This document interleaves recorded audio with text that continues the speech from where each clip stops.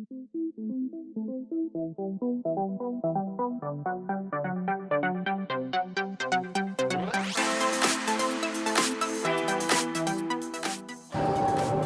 ดีน้องเองซื้อนุหักเอสพี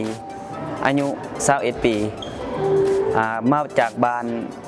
ดงคำสางเมืองหัดไซฟองแข้งนครหลวงเนาะให้ดงคำสร้างมีสำเนียงนี่โดยแต่ว่าบ้านเกิดตัวจริงน้องก็อยู่บ้านหอยเงินแข้งจำปาสักเมืองจำปาสักโดย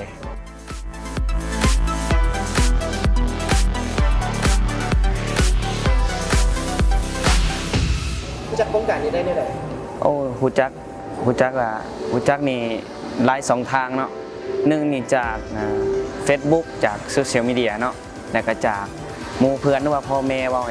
ให้ฟังเนาะก็ฮู้ได้ยินว่าโดยตั้งใจมาล่าบนรางวัลเป็นบ่บ่ได้จะเป็นศิลปินในใจก็อยากนี่ประมาณ 90% เนาะ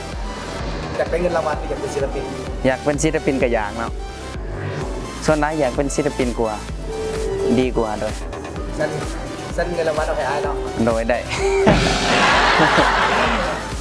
ถ้าสมมติว่าชนะเลิศแท้ดีใจป่ะโอ้ขั้นชนะเลิศแท้นี่ดีใจเนาะดีใจสุดๆเลยโดยฝากในเด้อ FC TKK 66เนาะฝากเป็น